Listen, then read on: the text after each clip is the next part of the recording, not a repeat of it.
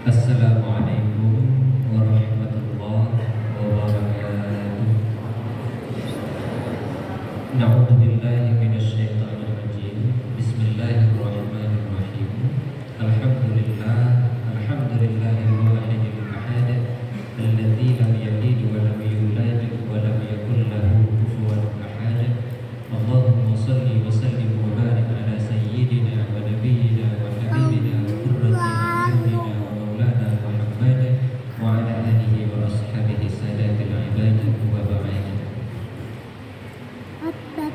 Takrim wa ta'zimul ula ala qisam hadhihi al-hajjaj al-afadil al-ajilla, guru kita semua, orang tua kita semua, ulama kita semua, Al-Habib Abbas Al-Hajjaj beserta rombongan, ziyadatul habaib asyurafat wa sa'adatul ulama'il fudula wa jami'atul umara'il karamah wal muslimun al-mu'minun al-ahibbah al-izzah rahimahumullah. Hadaratul muhtaramin wal muhtaramat, kita semua yang insyaallah anzilur rahmah wassalamah wasihah wal barakah wal afiyati wan ni'mah ila yaumil qiyamah hatta ilal jannah insyaallah, amin ya rabbal alamin. Pada kesempatan yang teramat sangat singkat ini, izinkan Al-Fakir mewakili satu-satunya mungkin alumni dari Abuya Profesor Dr. Almarhum wal maghfur lahu Sayyid Muhammad bin Alawi bin Abbas Al-Hasani Al-Maliki Al-Makki untuk sedikit menceritakan atau menyampaikan bukan tentang sejarah hidup beliau, bukan tentang manaqib silsilah beliau, karena itu mudah kita dapati dan mudah kita pelajari di hampir semua blog-blog saudara-saudara kita muslim yang ada di internet, itu bisa dibuka. Tapi kami sebagai murid ingin menyampaikan amanah-amanah beliau, karena yang paling penting adalah menurut yang beliau katakan kepada kami. Sebelumnya izin kami tidak menyampaikannya dengan bahasa Arab, dan kami mohon juga nanti kesediaan Habib untuk lebih menyampaikan dengan bahasa Indonesia, karena banyak jamaah kami di sini yang memang agak kurang ngerti bahasa Arab Habib. Nah, mohon izin nanti Habib, lebih bagus kita sampaikan agar jamaah mengerti tentang sejarah hidup dari Abu Ya Sayyid Muhammad bin Abbas Al-Hasani Al-Maliki Al-Makki. Beliau adalah representasi dari ulama muhaddis, mufassir, dan juga beliau merupakan akademisi. Masyhur kita ketahui S1, S2, dan S3 beliau serta doktoral serta juga disertasi ataupun materi beliau untuk mendapat gelar profesor itu beliau dapatkan ketiga-tiganya di Al-Azhar Cairo University. Beliau membidangi di bidang usuluddin ilmu tafsir Al-Quran wal Hadis. Saat kami mulazamah, kami dulu santri titipan ya Habib. Kami di Ummul Qura Makkah Al-Mukarramah yang dipimpin oleh Bainatul Ulia. Kita semua tahu itu induknya paham Wahabi. Sehingga saat ya Profesor Doktor diusir dari Ummul Qura Makkah, kami yang memang muhibbin beliau tetap mencari beliau, tapi sembunyi-sembunyi. Kalau enggak putus beasiswa kami Habib. Ya, karena memang Bainatul Ulia itu induk Wahabi Arab Saudi sengaja memecat beliau dari rektorat di Ummul Qura Makkah Al-Mukarramah. Saat beliau pindah ke Rusaifah, saat kami ada kesempatan entah istirahat keluar dari pesantren, keluar dari Ummul Qura untuk mulazamah kepada Abu Ya Sayyid. Tidak lama, cuma 3 tahun setengah. Tapi amanah beliau yang sering kami dengar saat beliau duduk dan cerita dengan semua santrinya yang ratusan bahkan sampai ribuan adalah tujuan pertama beliau mempelajari ilmu tafsir, karena tafsir ataupun Al-Quran merupakan al-huda. Al-Quran adalah petunjuk, dan memahami petunjuk Allah butuh representasi dari baginda Rasulullah, sehingga beliau juga mempelajari ilmu hadis. Kenapa dikatakan al-huda dan bagaimana memahami al-huda? Masih terngiang di telinga kami Abuya Profesor Dr. Muhammad Wali, Abuya Profesor Dr. Abuya Sayyid Muhammad bin Alawi bin Abbas Al-Hasani Al-Maliki Al-Makki. Beliau berpesan begini, bahwasanya Al-Quran itu kita pelajari, nomor satu paling pertama adalah keluasan hati untuk menerima perbedaan. Karena begitu banyak metodologi untuk memahami Al-Quran. Allah sendiri mengisbatkan dalam surat Al-Kahfi yang sering kita baca di ayat 109. Beliau mentalakikannya kepada kami. Beliau membacakannya kepada kami. Qul law kana al-bahru midadan li kalimati rabbi lanafida al-bahru qabla an tanfada kalimatu rabbi walau ji'na bimislihi madada. Setiap kalimat-kalimat dalam Al-Quran yang terbentuk dari kata, setelah kata menjadi kalimat, perpaduan dari kalimat menjadi ayat. Jika kata Al-Quran saja punya banyak makna, apatah lagi kalimat. Sehingga representatif kalimat yang dikatakan Allah dalam surat Al-Kahfi, satu kalimat saja memiliki ribuan makna. Karena itu jangan pernah kita, bagi kami dulu, sekarang kami menyampaikan, jangan pernah kita berani menjelaskan Al-Quran tanpa panduan dari ulama-ulama tafsir melalui kutub-kutub tafsir. Mulai dari tafsir yang sesuai dengan Al-Hadis, beliau memperkenalkan kepada kami tafsir Fakhruddin Ar-Razi, Mafatihul Ghaib Ar-Razi. Di Indonesia disebut tafsir Al-Kabir karena belum pernah ada tafsir yang segitu besarnya, 35 juzuk, 16 jilid. Itu tafsir awal. Naik ke atasnya ada Syekh Izzuddin bin Abdissalam yang mempopulerkan metode tafsir dengan pengambilan dalil qisah dalam Al-Quran dengan kitab fenomenal beliau Sajaratul Ma'arif. Wafat Syekh Izzuddin bin Abdissalam 666 Hijrah. Lahir seorang ulama satu kurun setelahnya, Imam Al-Zarkashi. Beliau mengetengahkan ulumul Quran sampai 47 cabang ulumul Quran. Dalam kitab beliau Ta'rif fi Ulumil Quran, beliau berpesan bahwasanya mempelajari Al-Quran, kata Imam Az-Zarkashi, ada 47 cabang ulumil Quran atau ulumul Quran. Bukan ilmu Al-Quran, tapi ulumul Quran. Kalau ilmu cuma satu, tapi ulumul ada begitu banyak ilmu untuk mempelajari Al-Quran. Sehingga ada Al-Quran yang ditafsirkan sesuai dengan hadis, ada Al-Quran yang ditafsirkan sesuai dengan kisah, ada Quran yang ditafsirkan sesuai dengan asbab an-nuzuliyah, ada Quran yang ditafsirkan sekarang di era kontemporer. Syekh Al-Imam Mutawalli Asy-Sya'rawi, beliau mentafsirkan mufassir dan juga mujaddid. Bahkan Maulana Syekh Profesor Dr. Ali Jum'ah, bahkan guru kami tercinta Abuya Sayyid Muhammad bin Alawi bin Abbas Al-Hasani Al-Maliki Al-Makki Al-Marhum wal Maghfur lahu, terkenal dengan kitab tafsir beliau Qawaidul Asasiyah fi Ulumit Tafsir. Beliau menjelaskan, kalau ingin mengerti tafsir Quran, terbuka hati atas perbedaan. Kalian tidak kuajarkan untuk menjadi manusia yang paling benar, tapi kalian kuajarkan untuk menjadi manusia yang siap menerima kebenaran. Bukan diajarkan jadi manusia paling benar, tapi diajarkan menjadi manusia yang siap menerima kebenaran, walaupun kebenaran itu datang dari musuh-musuh kita. Abuya Sayyid Muhammad Al-Marhum wal Maghfur lahu memberikan contoh paling konkret bahwasanya kebenaran tidak datang hanya dari orang yang benar, tapi kebenaran juga datang dari orang-orang yang salah. Kita sering membaca cerita dalam Al-Quran bagaimana kebenaran tentang lahirnya Nabi Allah Ibrahim itu datang dari mimpi Raja Namruz. Padahal dia musuh Allah. Allah titipkan kebaikan pada musuhnya, Allah titipkan kebenaran pada musuhnya. Bagaimana peristiwa kelahiran Nabi Allah Musa jauh sebelum Nabi Allah Musa lahir, Allah titipkan kabar benar itu kepada Fir'aun laknatullah alaih. Bahkan bagaimana Yudas Iskariot, bahasa Aceh cuma, bahasa Indonesia nama bilang cumanya tu.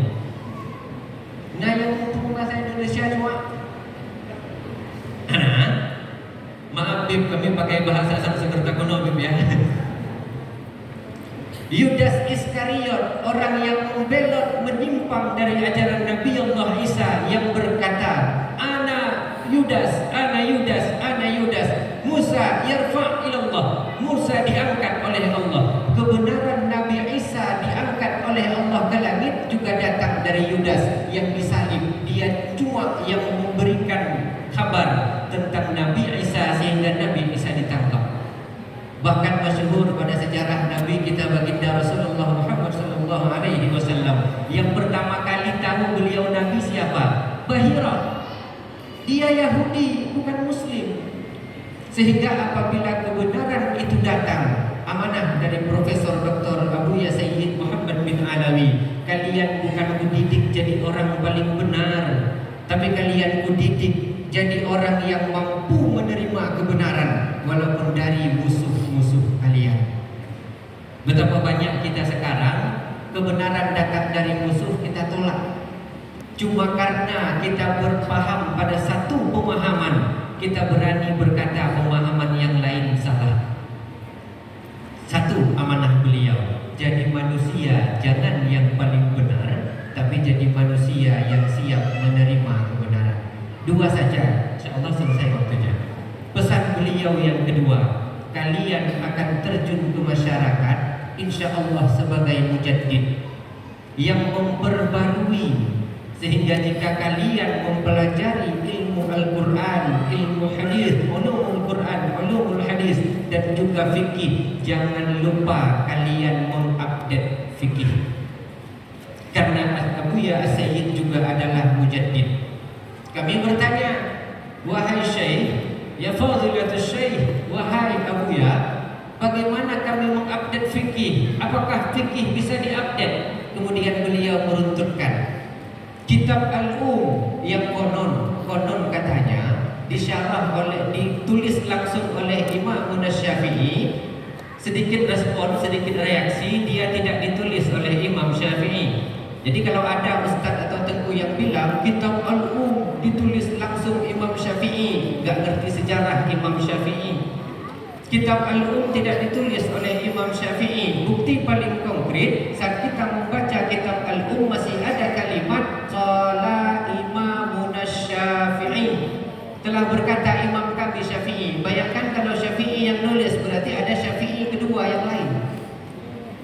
Sehingga kalimatnya adalah amla'a alaina ada Imam Syafi'i, didiktekan oleh guru kami, imam kami Asy-Syafi'i, yang menulis semua muridnya, tapi masyhur pada 3 murid terkemuka. Yang pertama Muzanni, yang kedua Al-Buwaiti, yang ketiga Rabi Al-Muradi. Ditulis oleh Muzanni yang paling terstruktur, sehingga kitab juga diisbatkan kepada Al-Muzanni. Wafat Imam Syafi'i yang menulis kitab mengupdate sendiri kitab menjadi Mukhtasarul Muzanni, Infiradul Muzanni anil Syafi'i. Wafat Imam Al-Muzanni 50 tahun sesudahnya, beliau punya murid namanya Imam Haramain, Muhammad Al-Haramain. Saat beliau baca kitab gurunya, diupdate-nya lagi kitab gurunya Mukhtasarul Muzanni menjadi kitab Nihayatul Matlab fi Dirayatil Mazhab, 3 juzuk besar.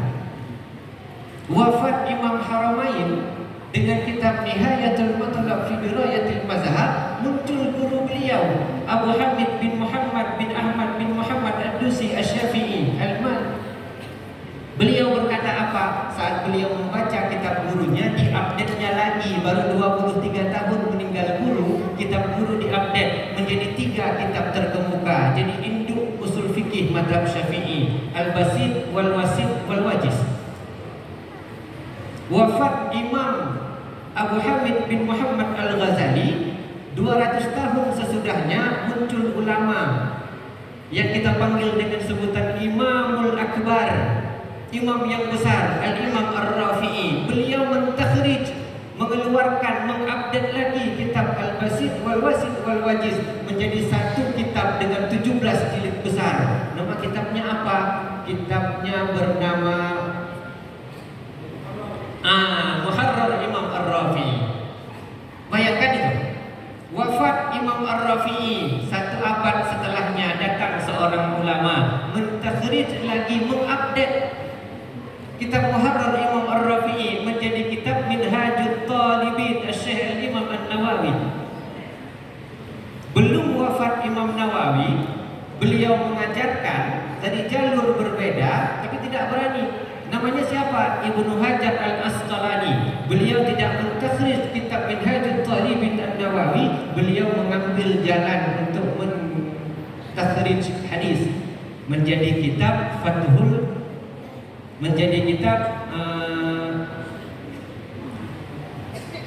Syarah Sahih Al-Bukhari, Fathul Bari, Syarah Sahih Al-Bukhari.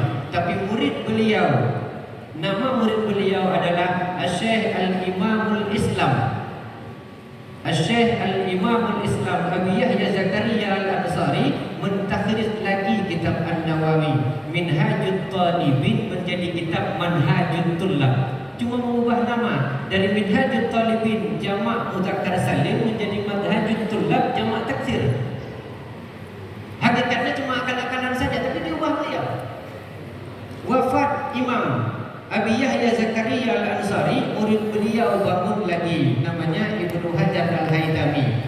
Kita masyhur dengan kitab beliau. Apa kitabnya? Tuhfatul Muhtaj fi Syarhil Minhaj. Itu mensyarah kitab Minhajut Talibin Imam An-Nawawi. Yang ingin kami jelaskan dari pertama kata Abu Ya Sayyid Imam Syafi'i, padahal beliau Maliki. Dari pertama Imam Syafi'i sampai ke era pertengahan, udah berapa kali kitab itu diupdate. Celakanya kita sekarang, kakek kita dulu waktu di pesantren ngajinya kitab itu. Lah kita punya cucu besok ngajinya kitab itu lagi. Cocok tidak? Sehingga timbul problematika. Kami pribadi kadang-kadang agak susah menjelaskan dan kadang-kadang lebih memilih uzlah Habib. Kenapa? Kita menyampaikan ini ilmu baru. Kadang-kadang dia sebelah sana, kan bahaya. Ibu katanya udah hadir. Padahal yang katanya cuma menyampaikan ilmu baru, update ilmu. Sering kami sampaikan pada beberapa majelis pengajian, update paling utama masalah zakat. Di era Imam Syafi'i zakat cuma kutil balad dan yang mengenyangkan. Kan begitu Habib? Zakat cuma kutil balad dan yang mengenyangkan. Tapi di era mutaakhiran keluar seorang mujaddid Maulana Syekh Yusuf Al-Qaradawi dengan kitab beliau Fiqih Zakat atau Fiqih Kontemporer. Beliau mengatakan wa ma akhrajna lakum minal ard. Apapun yang Allah tumbuhkan dari muka bumi itu wajib kena zakat. Kita katakan Profesor Dr. Yusuf Qaradawi Syiah. Cuma karena tak sepaham dituduh sebagai Syiah. Padahal metode pengambilan hukum beliau jelas. Satu contoh, di era Imam Syafi'i, di era baginda Nabi, di era kakek kita yang ketiga, 2 menit lagi. Di era kakek kita yang ketiga yang punya sawah itu semua ampun. Yang punya ampun itu. Karena itu tanya Mbak Yah itu, ayah, nyo belangcat terajinya sepoko ya, yang dari hina boleh pun berempore sampai boleh medang. Yang mandu menerampu. Ampunnya kuat, ampunnya di Jawa Jakarta. Nah, maha kami bahasa lokal. Itu semua punya saudagar yang memiliki sawah. Yang kerja siapa? Yang kerja adalah masyarakat. Saat di era kakek kita dulu, zakat kena kepada makanan pokok karena yang punya lahan untuk menanam makanan pokok adalah para saudagar. Tapi sekarang para toke, para saudagar enggak lagi nanam padi, dia nanam sawit di gunung, nanam karet, nanam coklat di gunung. Lalu pertanyaannya, yang kelola sawah siapa? Orang-orang yang bertaraf ekonomi ke bawah. Urung gatin yang pula padi. Cuma katanya punya zakat yang guna cuma padi. Kira-kira Allah zalim tidak pada orang miskin? Zalim. Tapi jangan bilang Allah zalim, salah-salah murtad. Karena itulah dalam fikih mujaddid beda kurun struktural ilmu fikih berubah. Makanya sekarang yang tanam sawit, sawit kena zakat. Yang tanam getah, getah kena zakat.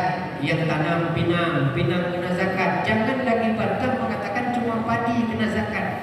Pertanyaannya saat kita menyampaikan itu di majelis, majelis bilang apa? Ustaz itu mungkin sudah sebelah sana. Kau dah ni ke? Ike Pak Nek bukan nak mendengar saya. Katanya Pak Nek kamu meninggal dapat mendawa. Ada mandang laut dia tidak mendawa kan? Itu bahayanya kita. Jadi penting update fikih dalam setiap strata mazhab. Inti yang ingin kami sampaikan, Abuya Profesor Dr. Muhammad bin Alawi bin Abbas Al-Hasani Al-Maliki Al-Makki Al-Marhum wal Maghfur lahu adalah figur yang paling kami cintai. Kalau ingin lihat fisik beliau, lihatlah sekarang Maulana Syekh Al-Habibul Mahbub Abbas Al-Haddad. Persis fotokopi Abuya Sayyid. Wallahi persis fotokopi Abuya Sayyid. Kalau mau lihat, saya begitu beliau masuk pintu tadi merinding bulu saya. Ya Allah, ya Allah. Kalau ingin melihat di masa beliau muda persis dengan Al-Habibul Mahbub Sayyid Abbas Al-Haddad. Akhirul kalam kami menyampaikan manhaj muallimina, jalan hidup dalam syariat dari guru kami adalah terbuka, terbuka, terbuka dan terbuka. Jadi insya Allah kita semua bisa memahami bahwa yang penting dalam kehidupan kita sebagai sesama asatizah adalah terbuka memahami perbedaan. Karena beliau adalah Maliki, kita adalah Syafi'i, tapi beliau mahu menyingsingkan dengan baju untuk memberikan pengajaran kepada murid yang tidak semazhab dengan beliau. Akhirul kalam billahi taufiq hidayah thariq. Mohon maaf yang sebesar-besarnya Habib, mungkin sudah melebihi waktu. Nah, saya padai billahi taufiq hidayah thariq. Akhirul qawli hadza astaghfirullah li wa lakum wallahu a'lam bis-shawab. Wassalamualaikum warahmatullahi wabarakatuh.